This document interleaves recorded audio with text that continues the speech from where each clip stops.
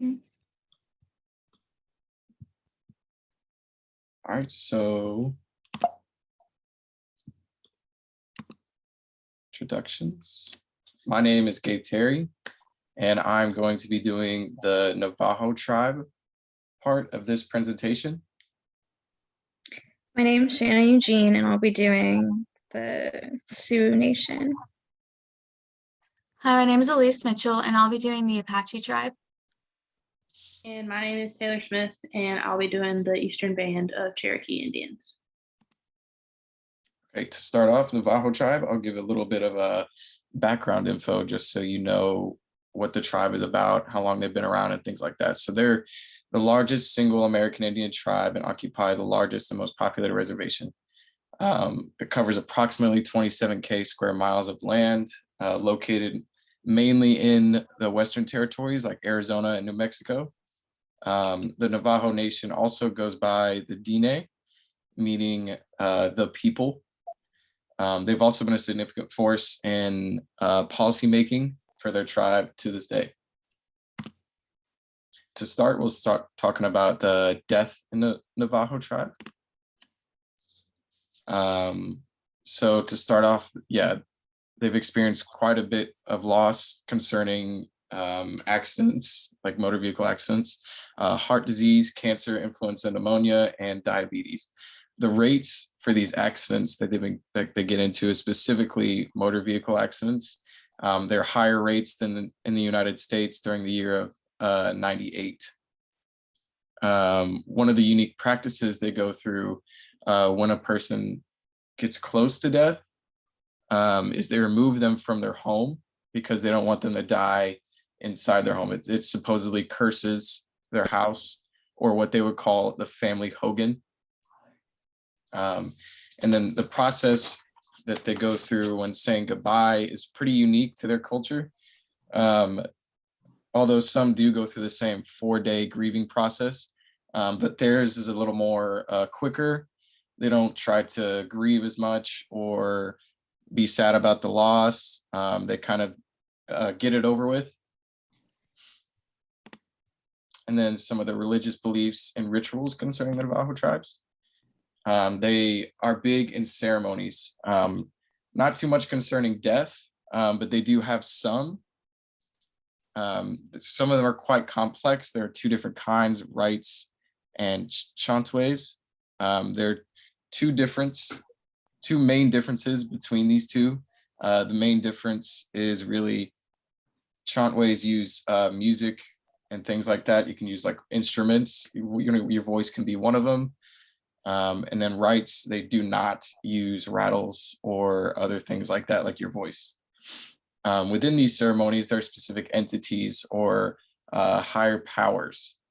A few examples are the water monster, endless snake, or the winds. These powers supposedly protect them from the evil and help them prosper and thrive longer.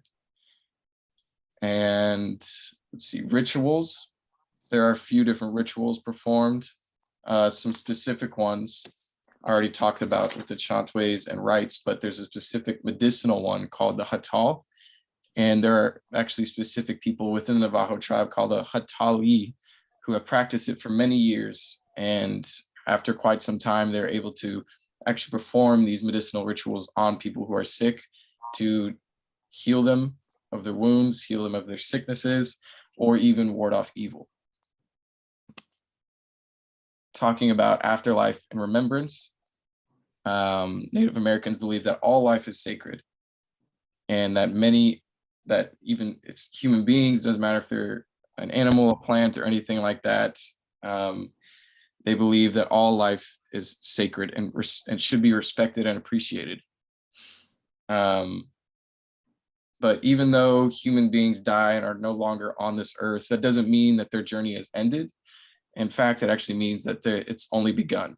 And so really, for them, the afterlife is the start of their next life. And so they go on to a place they call the land of the souls. So essentially what it is their version of how Christians would say heaven. It's a place where the dead go to live. And for body preparation, Most of their practices are pretty standard. It's nothing too crazy. They're actually one of the tribes that have said to be pretty passive when it comes to these things, but there are rituals they still go through, essentially just cleaning out the bad spirits, prepping them for burial and things like that. And so once that's all done, they don't really take a lot of time, like I said, grieving or anything like that. It's really a 4-day period, and they try to get back to, their normal activities and things like that.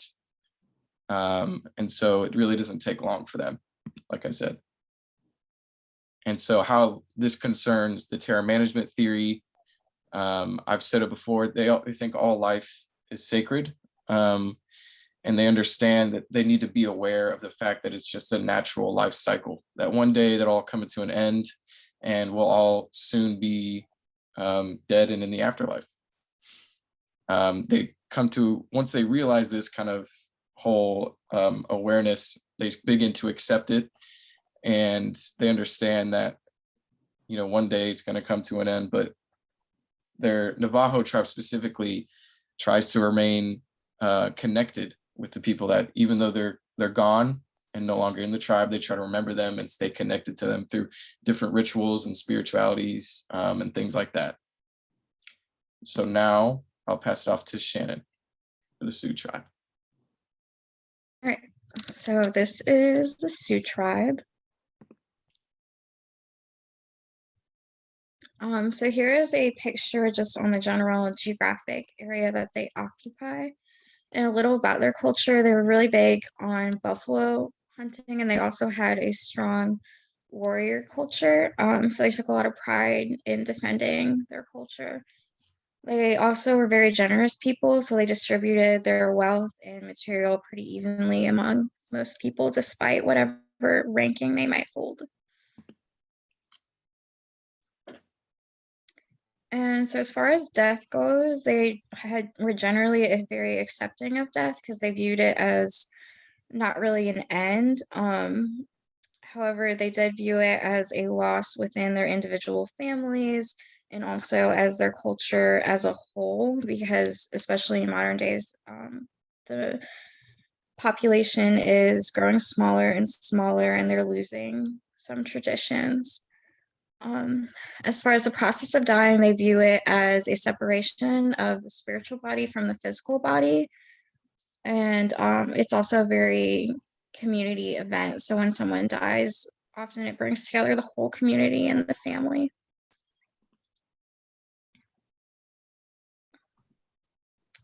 So for body preparation, generally they are buried in scaffolds, which is pictured in that photo, which they're high structures made to keep animals away.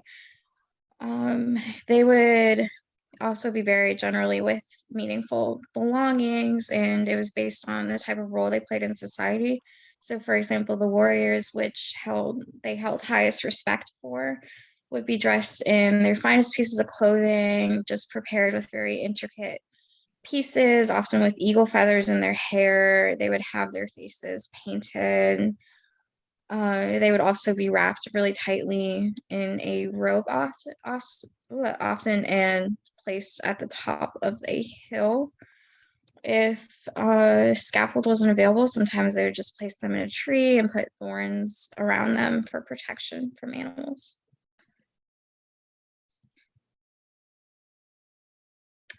Religious aspects of death. So they believe that everything on earth has a spirit, whether it's living or non-living.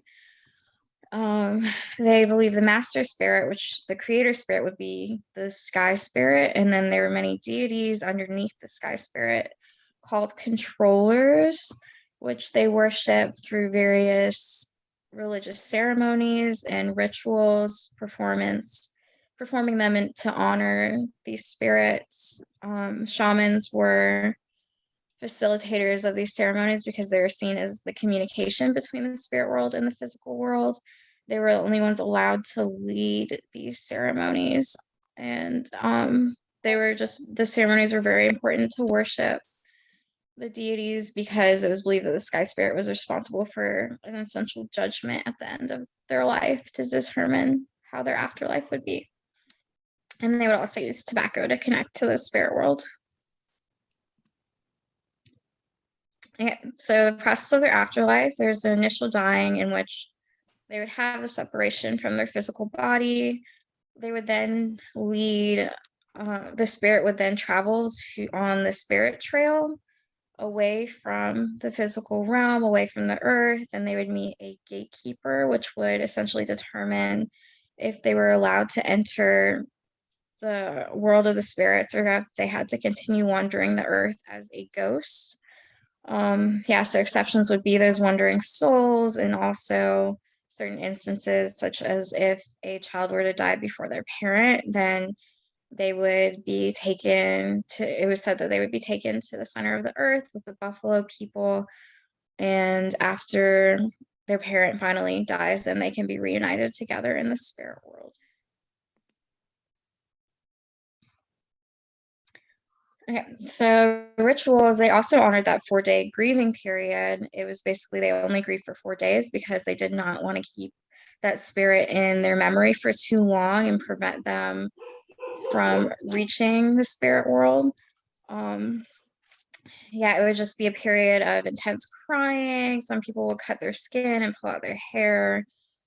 They would do storytelling together, and then they would also do a lot of different rituals to help facilitate that spirit to cross the other side, such as singing songs, and giving away all their belongings. I thought that was very important. That had to do with their generosity also in distribution of wealth. They never kept the deceased belongings. They would either give them away or burn them. And they would also host a feast, and shamans would lead different ceremonies such as the smoke and water or a sweat lodge or pipe ceremony to help facilitate any spiritual connections and prayers. Changes in beliefs. If they do keep traditions, it's very important for them to be strictly upheld by spiritual leaders. They really don't want to blend their culture with other religions. They want to keep whatever rituals they do authentic, but they do think it's okay for people to practice other religions. Specifically, a lot of them may attend Christian churches and participate in that. In the hospital setting, if they're experiencing death or any other kind of, or any severe illness, people of their tribe might bring them symbols of strength, such as eagle feathers or a rock. And they still universally, storytelling is something that they do across the board. So terror management theory, they basically use the religion to find meaning through their everyday life and cope with death. Even though they do have a general acceptance, they use the feeling or their fear of judgment day and need to worship deities in order to fulfill or secure an afterlife as a way to facilitate their life based on morals. And also understanding that death is occurring helps them to keep a stronger preservation of their culture and keep their traditions flourishing.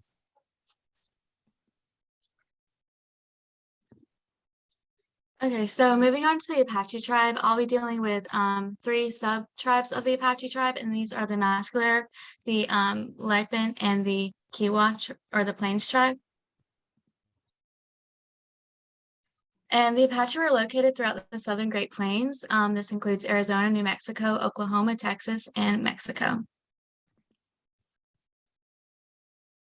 The Mesclero were located in New Mexico, Texas, and Mexico. The Lipan was located in southern western Texas, and the Plains Apache were located in western Oklahoma. Then moving on to the causes and treatment of illness, the Apache believed that illness occurred due to an imbalance in physical and spiritual health. They believe this could be the result of works of witchcraft or the return of the dead, and taking the shape of a snake, an owl, or a ghost. These were predictors of death and illness. They performed these healing ceremonies, and these healing ceremonies were performed by the healer or the shaman, and these were done to restore the balance of the physical and spiritual health, as well as counteract evil of the witchcraft and ghost. At these ceremonies, they could last up to 4 days. There was abundant food, music, prayers, and rituals. Music, prayers, and rituals were thought to aid in spiritual healing and development, and there were clowns and dancers at these healing ceremonies as well to drive illness away. The reaction of death of the Mescalero tribe. They had these burial preparations where the deceased individual was bathed, their hair was washed and combed back, and they were dressed in their best clothes. The face of the deceased individual was marked with pollen. This was different if it was an older individual who died of natural cause, or if it was a younger individual who died of a deadly disease or illness. If it was the older individual, their face would be lightly marked with pollen, but if it was a younger individual, their entire face would be covered with pollen. And pollen was thought to drive death and disease away. Mourning men and women tore clothes from their body, and they cut their hair with a flint knife or burned it off with a heated horse bone, and these hair cuttings were hung on trees. And then moving on to the reaction of death among the Plains Apache, they had more extreme reactions to death. These included wailing, the tearing of clothes, shaving the head, lacerating the body, or cutting off a finger joint. They were similar to the Mescalero in preparation of the body, except they painted the face with red and yellow ochre, while the Mescalero painted the face with pollen. And the Plains Apache showed great fear specifically to the skull of the deceased, as they believed exposure to this could cause facial paralysis, hallucinations, or fainting spells. And they believed that the skull was closely associated with the owl, which was their most feared and hated animal, as they believed that the death could come and take the form of an owl to haunt the rest of the tribe members. And then moving on to the reaction of death with the Lipan Apache.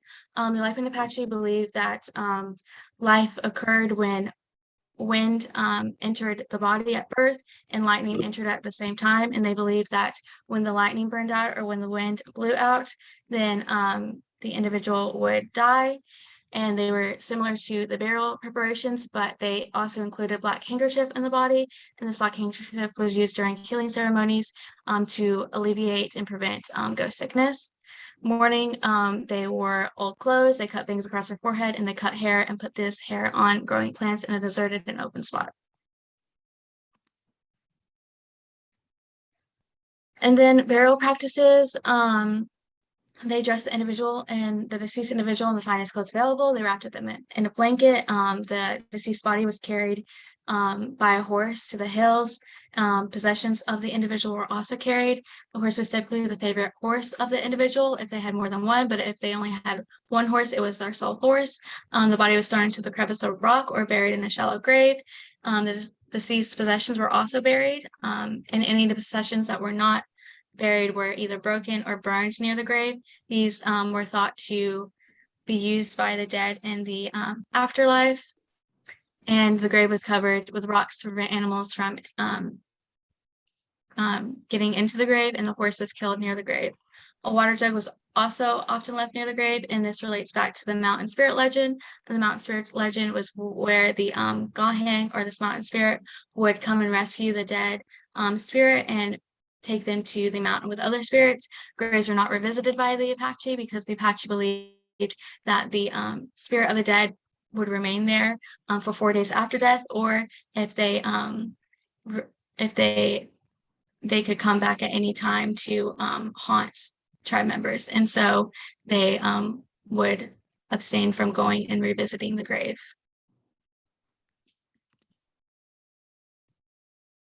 And then moving on to distinctions in the burial process between these three subtribes, Mescalero, Apache, members of the burial party would trace an imaginary cross on their person with sage. This was ghost medicine, and then place a plant on the grave to prevent having ghost sickness. For the Plains Apache, the corpse was removed from the northwest or south side of the camp, and this was opposite from the doorway of the living, or the because the teepee, their dwelling place, opened to the east.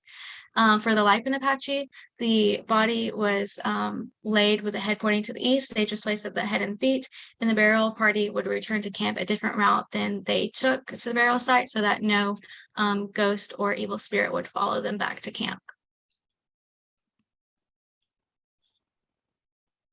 After burial practices, including setting aside a portion of the field and not cultivating on it, there were differences in grief based on if the individual was a man or a woman. If the individual was a chief or a man, it aroused much grief, but if it was the death of a woman, it was commonly unnoticed.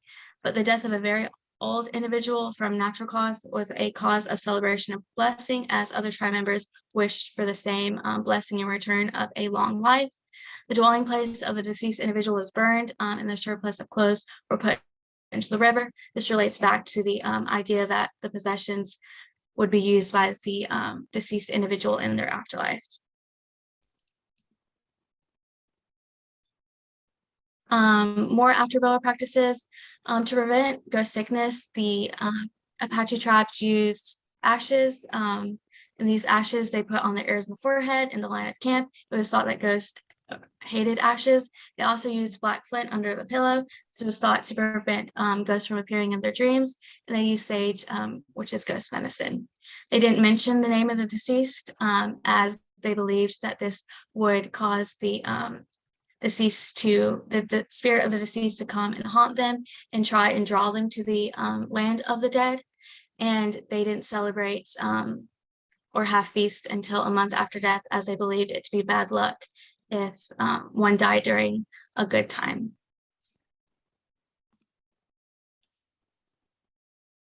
Moving on to the afterlife, there were differences in the afterlife of these sub-tribes. The Mascler Apache believed in an underground paradise. They believed that life is like life on Earth, but better. They believed that they would be in a beautiful valley surrounded by a high cliff. The Plains Apache believed in a sky or heaven-like afterlife, and this was the same destination regardless of if an individual was good or bad on Earth. With the Lipan Apache, they believed in an underworld or a space below, and this is where individuals would return to where they were before birth, and those kind in life would enjoy happiness in the southern end of the underworld, and those wicked in life were condemned to darkness in the northern end. And these tribes developed these ideas of the afterlife due to tribe members' near-death experiences. Relating back to terror management theory of how individuals cope with the idea of death, the Apache tribe feared death, and they feared death as in life was ending too short, while they celebrated the death of a long life after an individual passed, because they believed that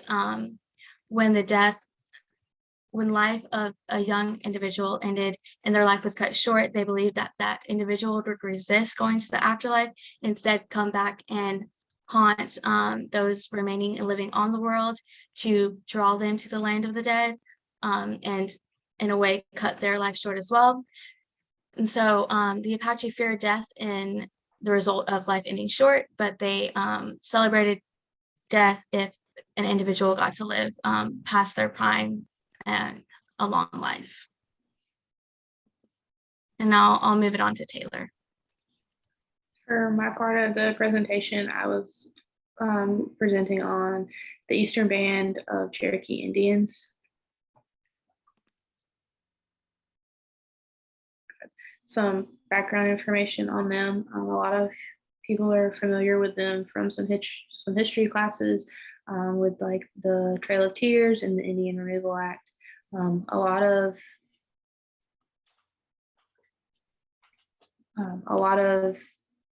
those. Can you hear me now? Yeah. Okay. The Trail of Tears and the Indian Removal Act were some of the reasons why there's some hesitation in the Cherokee culture about palliative care and end-of-life decision making. The Eastern Band of Cherokee reside on the western parts of North Carolina alongside the Great Smoky Mountains, and their reservation is known as the Koala Boundary.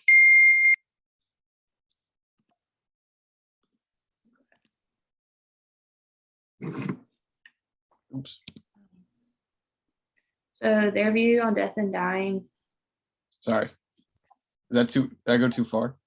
Yeah, you're fine. Okay. So culture, religion, and methodology surrounding the Cherokee culture, they're very much based on balance and harmony in the world. for themselves and the world that surrounds them. They take a lot of pride in taking responsibilities for one's own actions. They are always looking to better themselves for their family, for their tribe, and for the world. They continue on a lot of old traditions of music, dancing, storytelling, and pottery. Death is viewed as a kind of a circular pattern instead of a linear one. They don't see death as an end of life, but more as a transition into the next phase of it. The Native American church is big in their religion.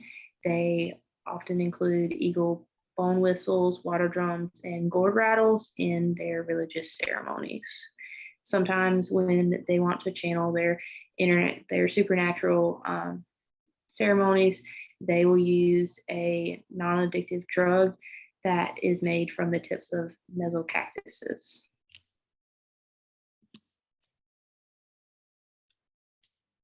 So the Cherokee believe that there are 4 souls in the body that represent the 4 stages of death. So the first one is the soul of conscious life that's located in the head. It kind of represents the brain, and it is believed that it leaves the body immediately after death has occurred, and it will remain close to the body until the final resting place of the Trail of Kanadi is found. The soul of the physiological life is located in the liver and exists in different kinds of biles and stomach juices. And a lot of times it is believed that this is when the soul could be taken by witchcraft. So a lot of measures are taken to prevent that from happening. The third soul is the soul of the heart, which is located in the heart. And it exists in the blood in the circulatory system that has been pumping through the individual through the duration of their life. It takes it 1 month for it to die, and then it will kind of gradually return on its own into the earth.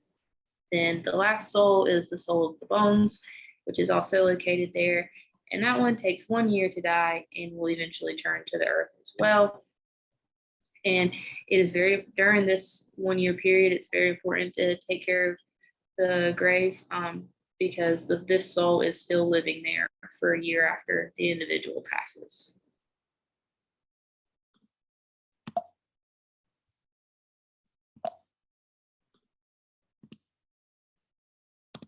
Sorry.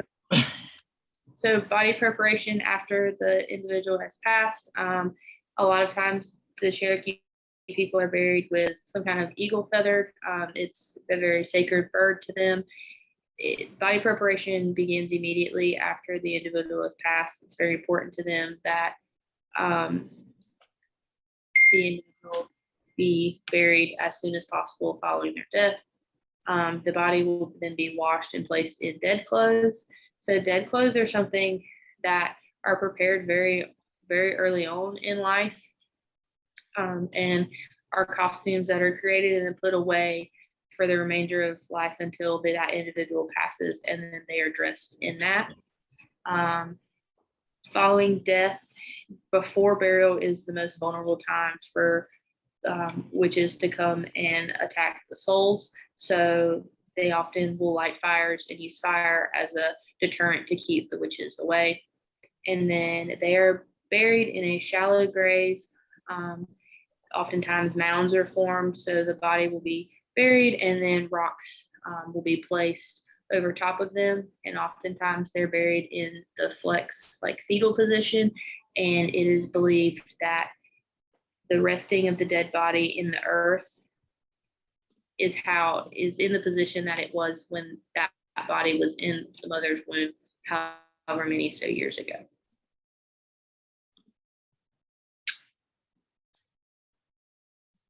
And then remember, it's in the afterlife. The Cherokee people take great importance in their views of the afterlife. The items that are buried with the individual are very important and have been picked out very carefully, as those are supposed to supply the amount of nourishment and strength to allow that individual to reach the afterlife. their afterlife is known as the place of no wants, the Western Lands, or the happy hunting grounds. Once an individual passes, the family and friends will host a huge ceremonial feast in the home of the deceased individual. They will kind of take that time to celebrate the life of the person that has passed. And then some of the food and a bowl of water that was at the feast will be buried with the deceased individual. The mourning period, they use a 7-day mourning period that they often go without food and go through a grieving process. After 7 days, the shaman will then take them to the river where they will cleanse themselves 7 times, alternating facing the direction of east and west. And if the deceased was married, then it is expected that the spouse wait and mourn for at least 1 year before taking on another partner. And how the Eastern Band of Cherokee Indians relates to the terror management theory. The Cherokee culture, they view death as a normal, natural, and celebratory transition of life. It is often talked about and celebrated. Many of their cultures and traditions offer order, stability, meaning, and purpose of life. They view their life as a part to a whole and are always looking for ways that they can make the whole better. So their traditions provide a sense of like psychological security as each person wants to live up to the standards of their family, their tribe, and their overall culture as a Cherokee. Okay, so just wrapping up this presentation, we talked about these different beliefs involving death and dying among these Native American tribes. We noticed how these beliefs affected how the tribes used and viewed the terror management theory and how this affected their behaviors as a whole, examining death and dying, gave it value as more understanding the topic surrounding the passing of individual in each of these tribes. So ultimately, we're just seeing this connection between the different beliefs in a tribe and how that influences the way they view death and this terror management theory.